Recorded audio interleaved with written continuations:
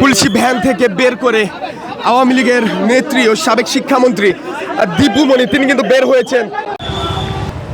আওয়ামী লীগের নেত্রী ও সাবেক শিক্ষামন্ত্রী দীপু মনিকে যেই গুলশানের আজাদ সেন্ট্রাল মসজিদ রয়েছে সেখানে নিয়ে আসার পরে কিছুক্ষণ রেখে আবারও সেই পুলিশের যেই গাড়িটি রয়েছে সেটি কিন্তু এখান থেকে নিয়ে যাওয়া হচ্ছে। দেখানোর চেষ্টা করছি ঠিক গাড়ির পেছন দীপু মনির এবং আওয়ামী লীগের নেতাকর্মী যারা রয়েছেন তারা কিন্তু পেছন ছুটছিলেন কিছুক্ষণ আগেই, এবং সেই দৃশ্যই আপনাদেরকে দেখানোর চেষ্টা করছিলাম। একটু বলে রাখতে চাই, নেতাকর্মী যারা রয়েছেন তারা কিন্তু দীপু মনির উদ্দেশ্যে বিভিন্ন ধরনের বার্তা কিন্তু ছুড়ে দিয়েছেন। আমরা দেখেছি আইন শৃঙ্খলা রক্ষাকারী বাহিনীর সদস্য যারা রয়েছেন তারা কিন্তু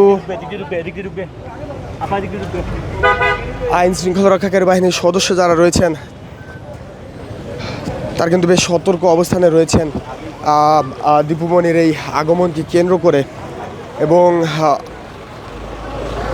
যেই গাড়িটি রয়েছে যেই প্রিজার্ভ ভ্যানে অর্থাৎ পুলিশি ভ্যানে তাকে নিয়ে আসা হয়েছে সেটি কিন্তু ঠিক কেন্দ্রীয় আজাদ মসজিদের সামনে, অর্থাৎ যেখানে তার স্বামীর মরদেহ রাখা হয়েছে সেখানে নিয়ে আসা হয়েছে, এবং পুলিশ ভ্যান থেকে কিছুক্ষণের মধ্যেই তাকে নামানো হবে, এবং নামানোর সব ধরনের প্রস্তুতি কিন্তু এই মুহূর্তে সম্পন্ন করা হচ্ছে।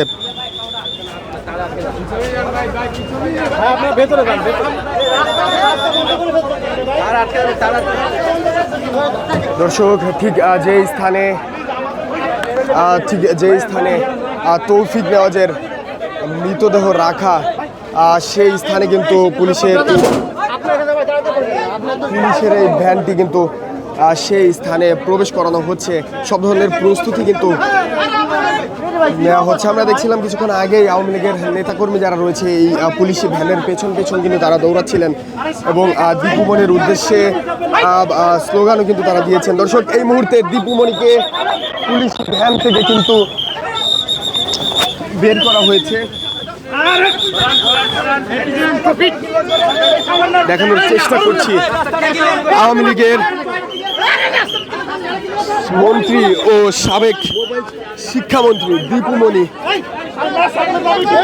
তাকে কিন্তু পুলিশি ভ্যান থেকে বের করে তার যে স্বামীর যে মরদেহ সেই মরদেহ স্থলে নিয়ে যাওয়া হচ্ছে।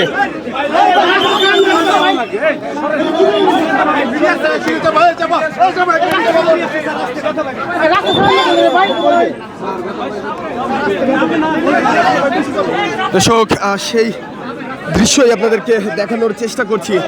পুলিশি ভ্যান থেকে বের করে আওয়ামী লীগের নেত্রী ও সাবেক শিক্ষামন্ত্রী দীপু মনি তিনি কিন্তু বের হয়েছেন।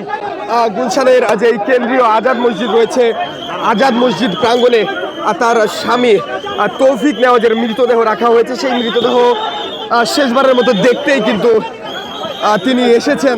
একটু বলে রাখতে চাই, পট পরিবর্তনের পরে বেশ কিছুদিন কারাগারে বন্দী ছিলেন আওয়ামী লীগের এই নেত্রী, এবং স্বামীর মৃত্যুর পর 12 ঘন্টার জন্য প্যারোলে মুক্তি পেয়ে কিন্তু তিনি বের হয়েছেন। দর্শক, দেখানোর চেষ্টা করছি